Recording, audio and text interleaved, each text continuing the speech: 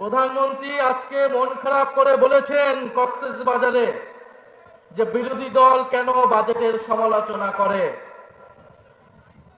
প্রধানমন্ত্রীর মন খারাপ দেখে আমাদেরও মন খারাপ।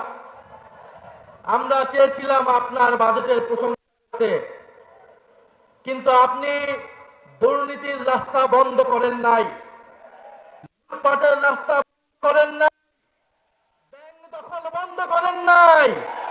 ফলে আমরা জানি না এই বাজেটের কত টাকা জনগণের উন্নয়নে ব্যয় হবে, কত টাকা আপনার দলের পকেটে যাবে।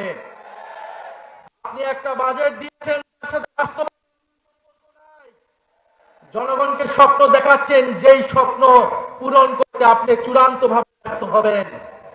একটা বাজেট দিয়েছেন, যেই বাজেটকে বাস্তবায়ন করতে হলে আপনাকে কয়েক লক্ষ কোটি টাকা ঋণ নিতে হবে বিভিন্ন দেশ থেকে। ফলে এই বাজেটের সমালোচনা, যৌক্তিক সমালোচনা বিরোধী দল হিসেবে আমাদেরকে করতেই হবে। আমরা খুব স্পষ্টভাবেই বলেছিলাম যে দুর্নীতি বন্ধ হবে না, চাঁদাবাজি লুটপাট বন্ধ হবে না। আজকে হারে হারে বাংলাদেশের জনগণ সেটা দেখতে পাচ্ছে। ব্যাংক দখল শুরু হয়ে গিয়েছে। ইসলামী ব্যাংকে নতুন করে আবার এস আলমের হাতে তুলে দেওয়ার বন্দোবস্ত করছে। আপনি যতই অস্বীকার করুন না কেন, আমরা জানি এস আলমের গাড়িতে চড়ে কে বাংলাদেশের সংবর্ধনা নিয়েছিল।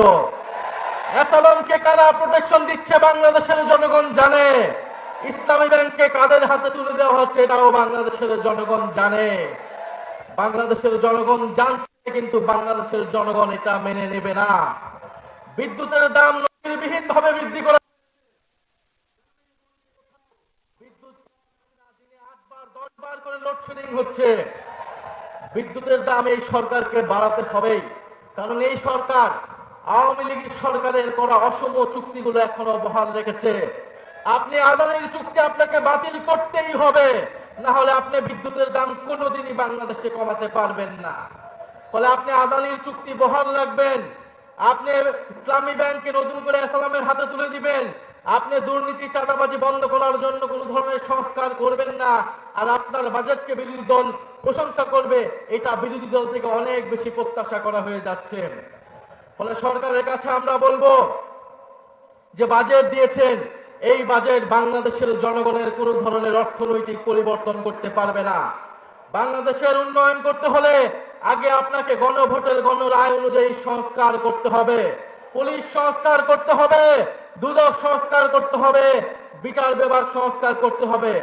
গতকালকে এই খবর দেখলাম যেই আপনাদের চট্টগ্রামে বাংলাদেশের ক্রিকেট টিমের একজন ক্রিকেটারকে পুলিশ তুলে নিয়ে এসেছে, ডিবি তুলে এনে নির্যাতন করে এনেছে, এবং স্বরাষ্ট্রমন্ত্রী আজকে কক্সবাজার গিয়ে বক্তব্য করছে।